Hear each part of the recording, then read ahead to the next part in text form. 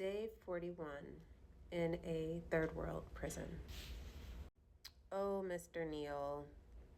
So at this point, it's 6 in the morning. I have been informed that this is going to be the second, if not third time that Mr. Neal, my lawyer that was hired by my cousin, has made a promise and has not followed through on that promise.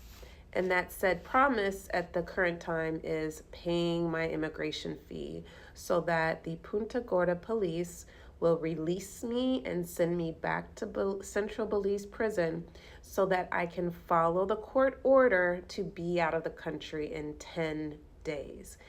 The court ordered that I have 10 days to get out of the country. What does that mean? If I am not out of the country by the court order, that means that I am stuck in Belize for who knows how much longer so that they can reschedule a court hearing. I have to go from Central Belize prison and travel 4 to 6 hours south back to Punta Gorda jail and have another court hearing to explain to the judge why I didn't follow the court order. And the response would be, my lawyer would not pay the immigration fee. But regardless, it wouldn't matter because I'm the one that has to suffer, right? He's not paying the immigration fee. I can't leave the country in a reasonable amount of time. I cannot get back to the prison and call my contacts and get my airplane ticket resolved. And this is where the grace of God came in. So at this point, the court clerk, even the police captain is observing what's happening. They're recognizing the situation. They have used their own cell phone to contact my lawyer. He has admitted over the phone he has the fee. He has admitted over the phone in their presence that he's going to send the fee, yet he keeps not sending the fee. And so when I was told, hey, we didn't get the fee, you're going to be just stuck here over the weekend. The soonest that you will likely be able to be sent back up to Central Belize prison is on Friday. AKA, I'm in an animal cage for another 2 to 3 days, sleeping on a cement platform in what I describe and call a piss house because it smells like pee because the toilet does not flush. And so when you do your thing, it sits there with you. On top of the fact that the dinosaur feral animal-like cockroaches are particularly aggressive at night and could care less how many times I take my slipper or my flip-flops and whack at them or even successfully kill them. They keep coming with a vengeance every single night to try to walk on my face. So I'm informed by one of the police officers that one of the nurses that was an advocate of my daughter and I when we were first found April 6th and was advocating for us because they were basically domestic violence advocates, has called. And so I take the phone call, let them know how I'm doing, how things are in the state of my case. And shortly after that phone call, the police station has a change of heart. They're not going to force me to stay another 2 to 3 days, just because my attorney is not paying the fee when he said he is.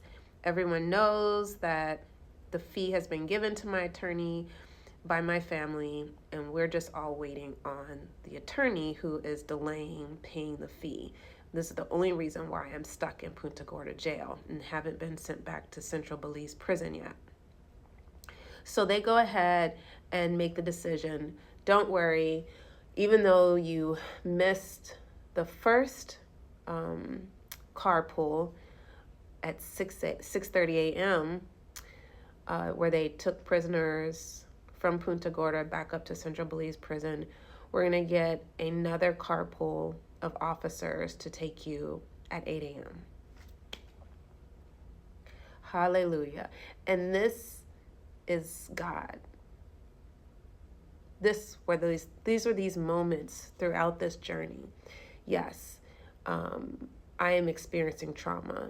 Yes, I'm experiencing corruption. Yes, my daughter and I are not being protected by a number of people and institutions. But God is still there. And there would be those little moments where God would show up to let me know, I'm listening, I hear you, I love you, I'm protecting you. Keep going. Don't lose hope. And that was that moment.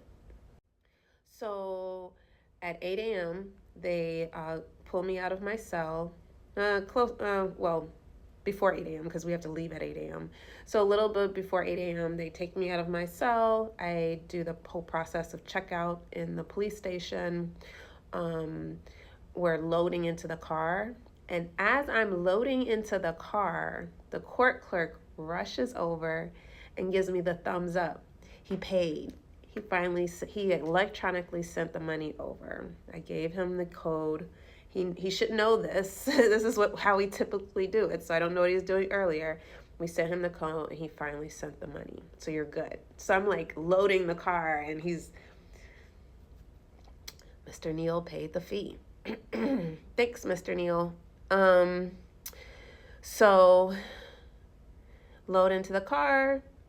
It was me and of all the people to come back with me to Belize Central Prison, it was the gentleman that was considered mentally ill and screaming and yelling every day, all day, into the night, cursing out the police officers, calling them fat pigs, calling them uneducated, like just saying everything under the sun. And I just couldn't believe he was doing this because I'm thinking, at Central Belize prison anyway, if he tries that, they will handcuff his butt and mace him in the eyes.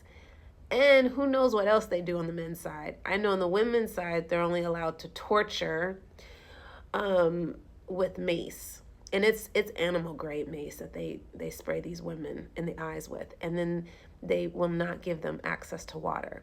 They will put them in a cell by themselves, turn off the water, not provide them any water, and keep them handcuffed while they moan and groan with poison in their eyes. Yep. So witnessing that and seeing that, to my horror, I was really fascinated by this gentleman, how he was just going wild on these police officers. So I'm thinking, when he gets to Central Belize prison, he can't do any of this. They're gonna torture him. But anyway, he comes back with me. So they load me, it's a pickup truck. They load me in the back seat, and there's a police officer on either side of me. I believe both women. And they load the gentleman that has control issues with his intrusive thoughts. Oh gosh. They load him in the back of the pickup truck. And apparently he has a crush on me because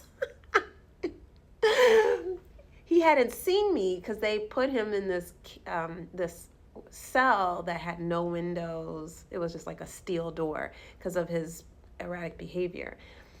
So he had heard my voice, but he had never seen me. And so when it came time for us to come out of our cells and load up to the pickup, he saw me for the first time and was quite smitten and had a lot of choice words for me to inform me that he was smitten.